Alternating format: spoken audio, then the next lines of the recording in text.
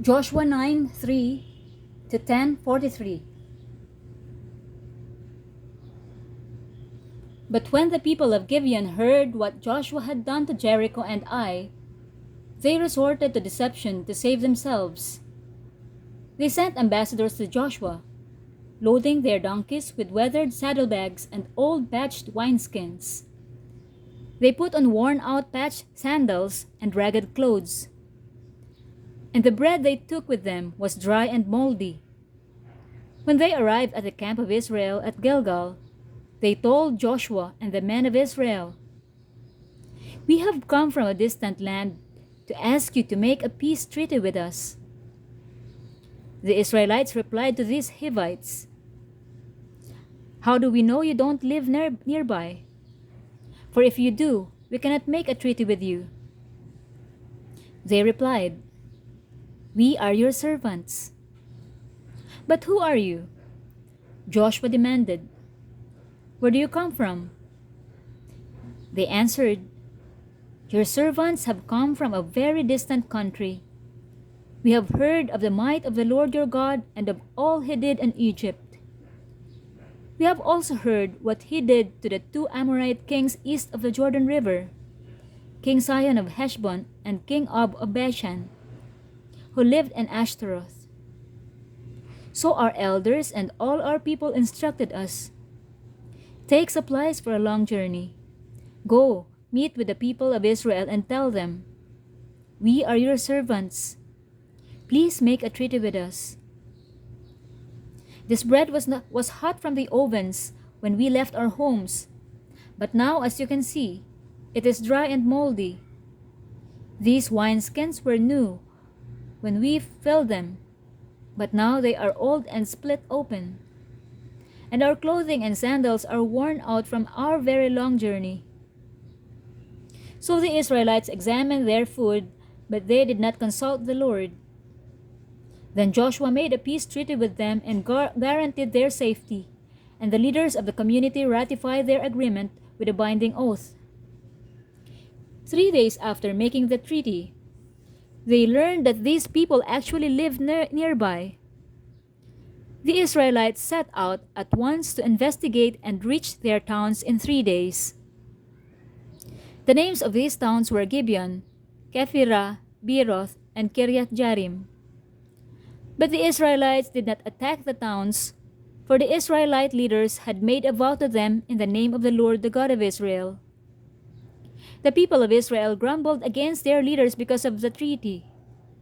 But the leaders replied, "Since we have sworn an oath in the presence of the Lord, the God of Israel, we cannot touch them. This is what we must do. We must let them live, for divine anger would come upon us if we broke our oath. Let them live." So they made them woodcutters and water carriers for the entire community, as the Israelite leaders directed. Joshua called together the Gibeonites and said, "Why did you lie to us? Why did you say that you live in a distant land when you live right here among us? May you be cursed. From now on, you will always be servants who cut wood and carry water for the house of my God." They replied, "We did it because we, your servants, were clearly told that the Lord your God commanded his servant Moses to give you this entire land and to destroy all the people living in it. So we feared greatly for our lives because of you. That is why we have done this. Now we are at your mercy. Do to us whatever you think is right."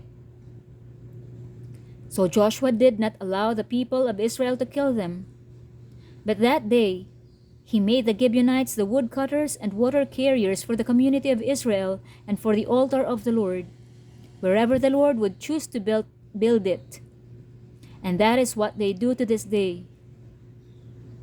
Adonizedek, king of Jerusalem, heard that Joshua had captured and completely destroyed Ai and killed its king, just as he had destroyed the town of Jericho and killed its king. He also learned that the Gibeonites had made peace with Israel and were now their allies. He and his people became very afraid when they heard all this, because Gibeon was a large town, as large as the royal cities and larger than Ai. And the Gibeonite men were strong warriors. So King Adonizedek of Jerusalem sent messengers to several other kings: Hoham of Hebron, Piram of Jarmuth, Japhia of Lachish, and Debir of Eglon. "Come and help me destroy Gibeon," he urged them, "for they have made peace with Joshua and the people of Israel." So these 5 Amorite kings combined their armies for a united attack. They moved all their troops into place and attacked Gibeon. The men of Gibeon quickly sent messengers to Joshua at his camp in Gilgal. "Don't abandon your servants now," they pleaded. "Come at once. Save us. Help us. For all the Amorite kings who live in the hill country have joined forces to attack us." So Joshua and his entire army, including his best warriors, left Gilgal and set out for Gibeon. "Do not be afraid of them," the Lord said to Joshua, "for I have given you victory over them. Not a single one of them will be able to stand up to you." Joshua traveled all night from Gilgal and took the Amorite armies by surprise. The Lord threw them into a panic, and the Israelites slaughtered great numbers of them at Gibeon. Then the Israelites chased the enemy along the road to Beth Horon, killing them all along the way to Azekah and Makkedah. As the Amorites retreated down the road from Beth Horon, the Lord destroyed them with a terrible hailstorm from heaven that continued until they reached Azekah. The hail killed more of the enemy than the Israelites killed with the sword. On the day the Lord gave the Israelites victory over the Amorites, Joshua prayed to the Lord in front of all the people of Israel. He said, "Let the sun stand still over Gibeon, and the moon over the valley of Ajalon." So the sun stood still and the moon stayed in place until the nation of Israel had defeated its enemies. Is this event not recorded in the book of Joshua? The sun stayed in the middle of the sky, and it did not set as on a normal day. There has never been a day like this one before or since, when the Lord answered such a prayer. Surely the Lord fought for Israel that day. Then Joshua and the Israelite army returned to their camp at Gilgal. During the battle, the 5 kings escaped and hid in a cave at Makkedah. When Joshua heard that they had been found, he issued this command: "Cover the opening of the cave with large rocks, and place guards at the entrance to keep the kings inside. The rest of you continue chasing the enemy and cut them down from the rear. Don't give them a chance to get back to their towns, for the Lord your God has given you victory over them."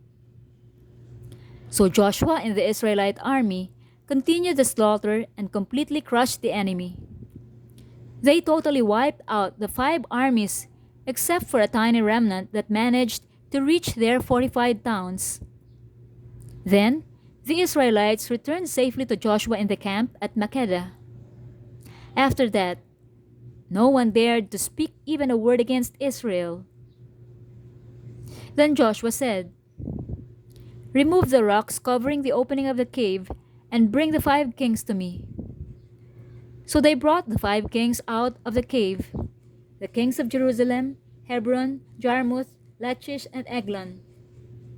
When they brought them out, Joshua told the commanders of his army, "Come and put your feet on the kings' necks." And they did as they were told. Don't ever be afraid or discouraged. Joshua told his men, "Be strong and courageous, for the Lord is going to do this to all of your enemies." Then Joshua killed each of the 5 kings and impaled them on 5 sharpened poles, where they hung until evening. As the sun was going down, Joshua gave instructions for the bodies of the kings to be taken down from the poles and thrown into the cave where they had been hiding. Then they covered the opening of the cave with a pile of large rocks, which remains to this very day. That same day Joshua captured and destroyed the town of Makkedah. He killed everyone in it, including the king, leaving no survivors. He destroyed them all, and he killed the king of Makkedah as he had killed the king of Jericho. Then Joshua and the Israelites went to Libnah and attacked it. There too, the Lord gave them the town and its king. He killed everyone in it, leaving no survivors. Then Joshua killed the king of Libnah as he had killed the king of Jericho. From Libnah, Joshua and the Israelites went to Lachish and attacked it. Here again, the Lord gave them Lachish. Joshua took it on the second day and killed everyone in it, just as he had done at Libnah. During the attack on Lachish, King Horam of Gezer arrived with his army to help defend the town. But Joshua's men killed him and his army, leaving no survivors. Then Joshua and the Israelite army went on to Eglon and attacked it. They captured it that day and killed everyone in it. He completely destroyed everyone, just as he had done at Lachish. From Eglon, Joshua and the Israelite army went up to Hebron and attacked it. They captured the town and killed everyone in it, including its king, leaving no survivors. They did the same thing to all of its surrounding villages. And just as he had done at Eglon, he completely destroyed the entire population. Then Joshua and the Israelites turned back and attacked Debir. He captured the town, its king, and all of its surrounding villages. He completely destroyed everyone in it, leaving no survivors. He did to Debir and its king just what he had done to Hebron and to Libnah and its king. So Joshua conquered the whole region, the kings and people of the hill country, the Negev, the western foothills, and the mountain slopes. He completely destroyed everyone in the land, leaving no survivors, just as the Lord, the God of Israel, had commanded. Joshua slaughtered them from Kadesh Barnea to Gaza, and from the region around the town of Goshen up to Gibeon. Joshua conquered all these kings and their land in a single campaign, for the Lord, the God of Israel, was fighting for his people. Then Joshua and the Israelite army returned to their camp at Gilgal.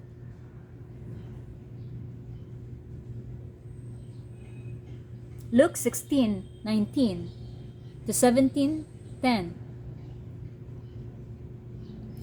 Jesus said, "There was a certain rich man who was splendidly clothed in purple and fine linen, and who lived each day in luxury. At his gate lay a poor man named Lazarus, who was covered with sores. As Lazarus lay there longing for scraps from the rich man's table, the dogs would come and lick his open sores. Finally, the poor man died and was carried by the angels to sit beside Abraham at the heavenly banquet. The rich man also died and was buried, and he went to the place of the dead. There in torment, he saw Abraham in the far distance with Lazarus at his side. The rich man shouted, 'Father Abraham, have some pity. Send Lazarus over here to dip the tip of his finger in water and cool my tongue. I am in anguish in these flames.' But Abraham said to him, 'Son, remember that during your lifetime you had everything you wanted, and Lazarus had nothing. So now he is here being comforted, and you are in anguish. And besides, there is a great chasm separating us. No one can cross over to you from here, and no one can cross over to us from there.' Then the rich man said, 'Please, Father Abraham, at least send him to my father's home. For I have 5 brothers, and I want him to warn them, so they don't end up in this place of torment.' But Abraham said, Moses and the prophets have warned them. Your brothers can read what they wrote. The rich man replied, No, Father Abraham, but if someone is sent to them from the dead, then they will repent of their sins and turn to God. But Abraham said, If they won't listen to Moses and the prophets, they won't be persuaded even if someone rises from the dead.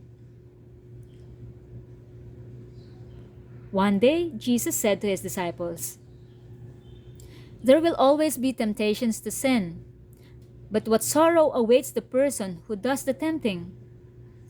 It would be better to be thrown into the sea with a millstone hung around your neck than to cause one of these little ones to fall into sin. So watch yourselves. If another believer sins, rebuke that person. Then if there is repentance, forgive. Even if that person wrongs you 7 times a day and each time turns again and asks forgiveness, you must forgive. The apostle said to the Lord, Show us how to increase our faith. The Lord answered, If you had faith even as small as a mustard seed, you could say to this mulberry tree, May you be uprooted and be planted in the sea, and it would obey you. When a servant comes in from plowing or taking care of sheep, does his master say, Come in and eat with me?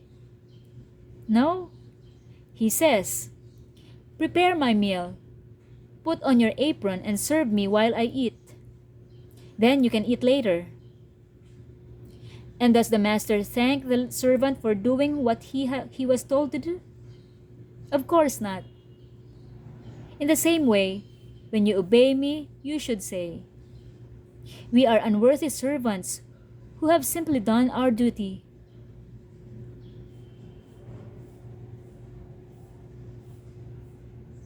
Psalm 83, 1-18. O God, do not be silent, do not be deaf, do not be quiet, O God. Don't you hear the uproar of your enemies? Don't you see that your arrogant enemies are rising up? They devise crafty schemes against your people. They conspire against your precious ones. Come, they say, let us wipe out Israel as a nation.